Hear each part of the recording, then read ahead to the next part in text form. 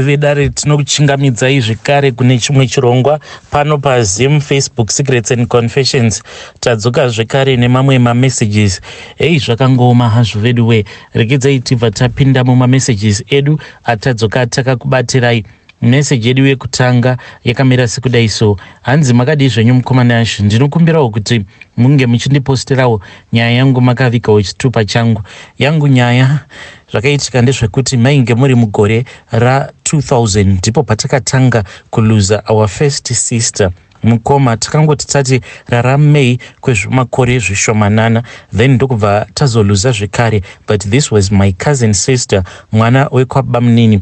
Pazvakanyanya kuzondibaya moyo mukoma, mainge muri mugore ra 2007. Mugore ra 2007 ndimo matakabva tazoluza Sisi Vangu mukoma. At that time vainge vachatobvawo mukuroorwa nekutochata. What happened is my problems awa ivo Sisi vachitaura vanoti pavainge vari kuhoneymoon ivo vakarota, vakangoti ndakarota bangukuru mukoma wababa. Hanzi bangukuru vakatouya kuhotel uko kwavainge vavete, then ivo Sisi vachirondedzera nyaya yacho vakati hanzi ndakatoona bangukuru vachitonoka padoo reroom imomo mavainge vari booked in. Then Sisi ndokubva vazomuka, pavakazonovhura door ndokubva vazoona kuti ivo bangukuru ava vainge vakamonererwa muhuro mavo nenyoka. Saka Sisi vachingonovhura, nyoka iya haina kana kuzotombovapa chance at all, ndokubva yanovaruma, yakanovaruma pazamu ravo iri rekuleft. Kubva ipapo Sisi vainge vava kungoita dambudziko rekuti dzimwe nguva vaitombonetsekana nekufema vachizarirwa kuzonosvika vachizobatira pamuviri. Sisi vakazoti vabatira pamuviri, vakazoti vachinonozvara mwana wavo the first born, ivo Sisi vakabva vazongosarako kulebha ikoko, vakafiramo mulebha. So mukomana Shi zvakazoitika ndezvekuti takazoti zvino patainge tava kuenda navo kumusha, Coffin ravo rakatosvika pakutoshaika mukoma mumotikari. Zvinhu zvekuti kana ndikazvitaura zvinoita kunge drama so, but iyi mukoma takati tiri munzira tichidzokera kumusha kwedu kwa Murehwa. So takambomira pamashops vanhu vachiti tine nzara, saka vanhu vainge vachida kutenga zvokudya. Takati tigerepo, vamwe vachipinda mumarestaurant nekubuda. Inini ndainge ndichatongobvawo mukutenga chipokupai changu mukoma, handina kana kuzotokwanisa kuchidya because driver ndiye watakazongoona ava kungotenderera achingotenderera achirakidza kuti ainge aine kakushungurudzika. Ndipo pakazoenda umwe muzukuru ndokubva azonobvunza driver kuti ko chii chainge chichiitika, why is it ainge achingotenderera achingotarira motikari sekunge motikari yainge yafa or something bad had happened. Ndipo paya driver paakazoti Coffin ainge asingarioni, vanhu vakati Coffin, what do you mean kuti Coffin rashaika? Asi mukomana Shi, Coffin rakatoshaika kutoshaika zvachose. Zvinhu izvi mukoma zvakaitika, it was somewhere past 8 ndipo patakashaya Coffin ravo Sisi. The reason as to why takangoramba timirepo pamashops ipapo inhau yekuti ivo bangukuru vakazoita zvekufonera vamwe vatete vatainge tiinavo ipapo, vakabva vati musasuduruka nekuti ndiri munzira ndiri kuuya. Asi chakanetsa hama dzose ndechekuti takati tichibva kuHarare, ivo bangukuru vakatouya vakatotora mudzimai wavo zvekare nemakazins angu avo vainge vakaunganawo nesu kumba kwedu. Bangukuru hamene kuti why vakaita zvinhu zvakadai so, but vanhu vose vakatoshamisika nazvo nekuti apo painge pava kutorongewa nhau yekuti tinge tichitakura mutumbi waSisi tichidzokera nawo kwedu kwa Murehwa. Ndipo bangukuru pavakazosvika vanhu vakatofungidzira kuti vainge vauya kuzobatana nesu, but vakabva vangotorana nemhuri yavo ndokubva vatonopinda mumotikari. Ndivo avo vakabva vatoenda. Pavakazama kuti vange vachifonirwa mukomana Shi, foni yavo yainge isingadayirwi, kuzodzamara vachizotumidzira message kuna vatete avo vacho vavakazofonera vakati ivo vainge vasingakwanisi kuenda nesu kurufu because zvinhu izvi zvainge zvaitika vasvika panguva yekuti vaifanira kuti vange vachizoenda kuconference yavo yechurch. Saka ikoko zvainge zvisingaiti kuti vasaendako kuconference because mudzimai wavo amai guru ndiye ainge ari guest speaker. Ivo vakabva vati vainge vasingakwanise kuti amai guru varigedze kuendako kuconference ikoko, zvinhu zvekuti zvakatongokatyamadza munhu wose. Amai vangu vakabva vatowedzera kutochema because of the pain, asi sezvisinei mukoma ndipo patakazopinda muroad tichinosvika pamashops paya, vanhu vachiti vava nenzara, vanhu vachinotenga zvokudya. Coffin raSisi tikabva tazoona kuti Coffin rainge risisimo mumotikari iyo yainge yahayiwa kuti inge ichitakura mutumbi waSisi vangu. Bankuru vakasenda message vakabva vati musabva ipapo nekuti ndiri kusvikapo mae manje. Takavamirira mukoma kuzonosvika ivo bankuru vachizosvika nemhuri yavo at around 4 p.m. Chinhu chandakatanga kunotisa ndechekuti motikari yavakasvika nayo yainge isina manumber plates. Ko ndaigoziveiwo kuti kana motikari ichiri nyowani inenge isitomborina manumber plates, yainge iine manumber plates ainge akatoita zvokutonamatidzirwa pawindscreen kumashure kwacho.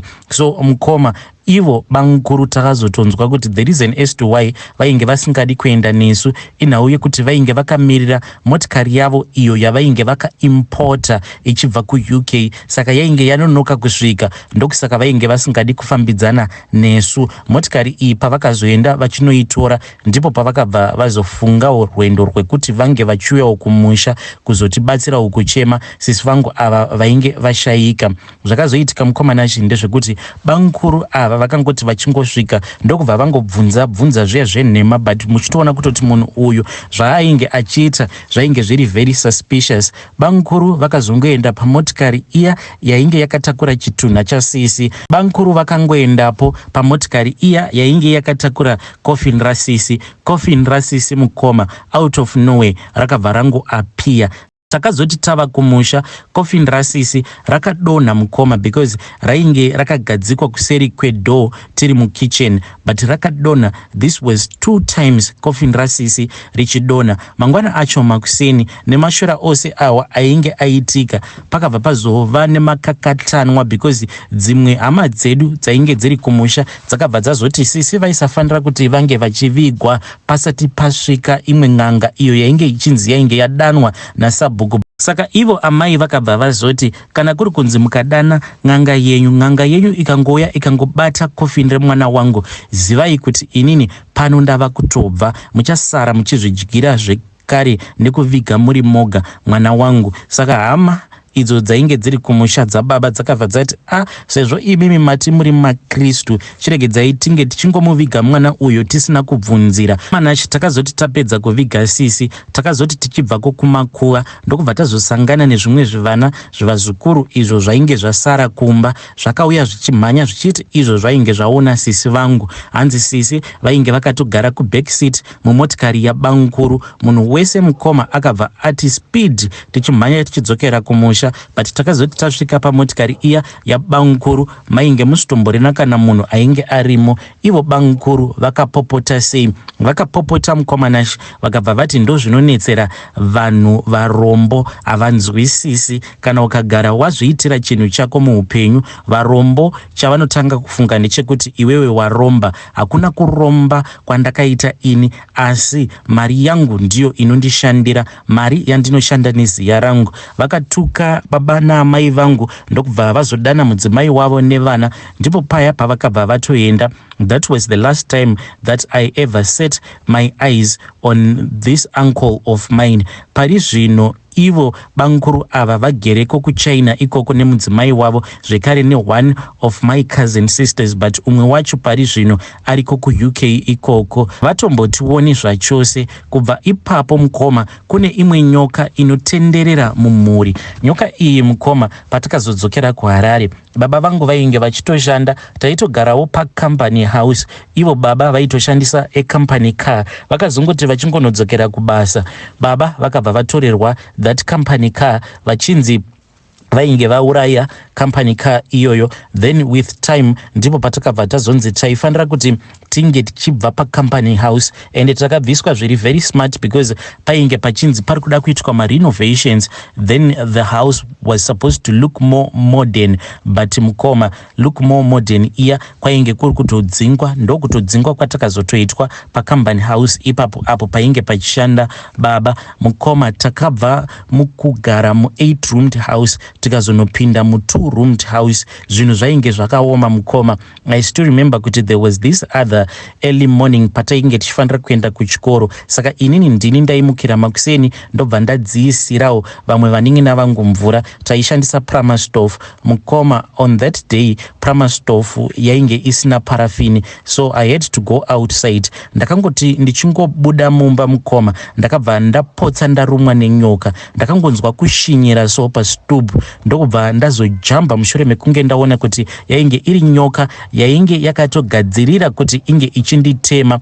Nyoka iyi mukoma chakavhundutsa munhu wose ndechekuti iyo yainge ichishanduka, yaimboita cobra yobva yamboita tsukukuviri iya yemusoro miviri, kuzosvika nyoka iyi ichitonyangarika zvachose. Kuti nyoka iyi yakazoenda nepi hakuna kana akaziva kuti yainge yakaenda nepi. Ndipo patakatanga kuona nyoka iyi. Iyo nyoka iyi zvayainge yava kuita manje kwatiri, taiti pose patinenge tatanga kugara nyoka iyi taitoiona chete, ende pamba ipapo taizodzingwa very rough. Saka takazotanga kungonzwawo vana tete vachingoti navo nyoka iyi vainge vachingoiona. Munhu wose wemumhuri ainge ava kungoramba achingotaura nyaya iyoyo. Saka at that time ivo banguru nemhuri yavo vainge vakabva muzimu ndokubva vamboenda vakanogara kuUK, but pari zvino variko kuChina uko. Saka sekuru hanzvadzi yaamai ndivo vavakasiya vachishandapo pamba pavo, vane imba yavo iri muno muHarare.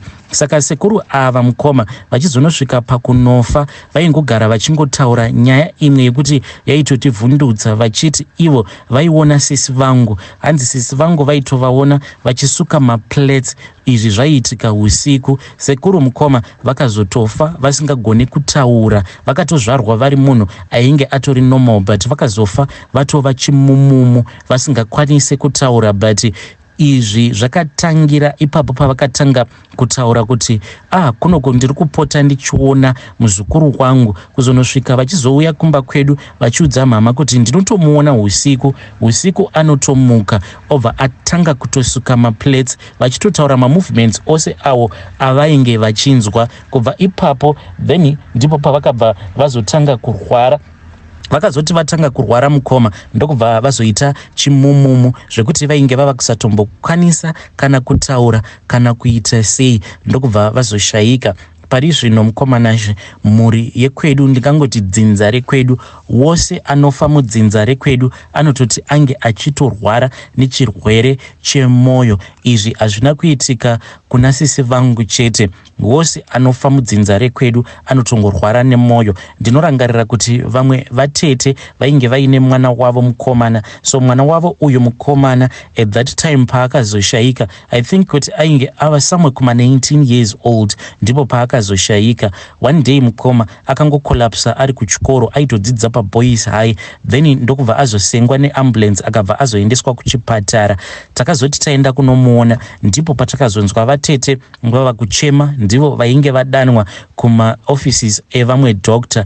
Pavakazobudamo vainge vachichema, tikazovabvunza kuti kochii chainge chaitika. Ivo vakabva vainge vaudzwa kuti hanzi mutsinga dzemwoyo memwana wavo vatete hanzi painge paine imwe tsinga yainge ine buri, but mukomanashe hanzi buri iri racho rainge rakangofanana with just a pin. Hanzi ndo zvainge zvakaita buri racho iroro, but madoctors awa ivo vaito expecta kuti this complication that had happened in his heart, it was going to sort out itself, because buri racho rainzi it was just too small, microscopic. Ndo zvavakaudzwa vatete. Mukomanashi within the following month iye mwana uyu wavatete buri racho rainge riri pamwoyo pake hanzi rainge rakura, and madoctors could not even understand what was going on.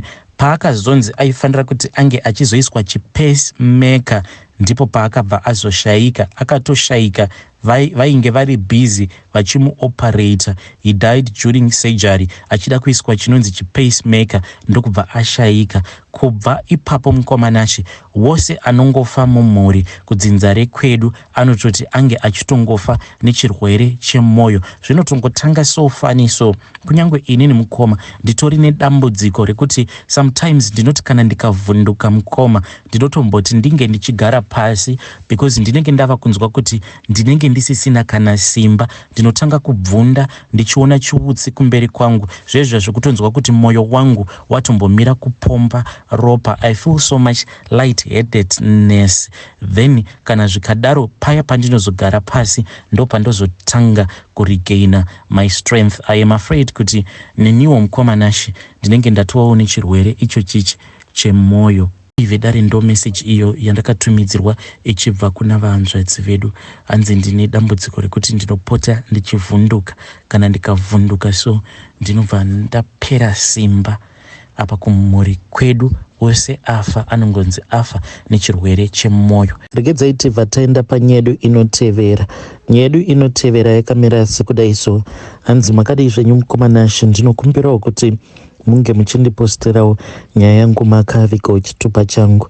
Ininiwo ndauya pano kuti ndinge ndichizoreurura, because zvinhu zvandakaita mukomanashi zvinhu zvainge zvisina kana kutombonaka zvachose, but at that time ndainge ndiine chikwereti icho chandaifanira kuti ndinge ndichibhadhara. Paiva neumwe muSouth African mukadzi uyo wandinoshanda naye wandainge ndakasokwereta mari yake kudhara. Saka by the time yaakazouya nemwana wake mukomana mumba mukoma, yes I regret to say this, but mumba mainge muine mari yechema iyo yandaifanira kuti ndinge ndichizotumidzira.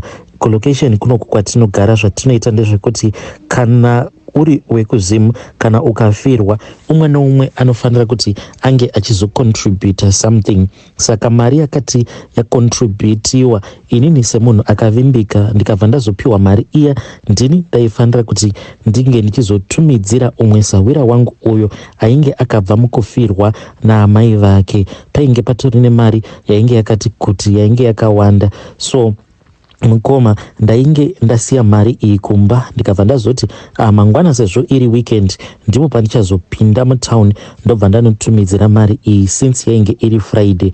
Usiku hwacho ihwohwo mukoma ndakazoti ndadzoka ndichibva kubasa, ndipo pandakabva ndazosvika ndakamirirwa naamai vaya nemwana wavo. Ivo amai vaya vachiti kana kuri kunzi handina mari vainge vachida kutora TV kana kuti fridge.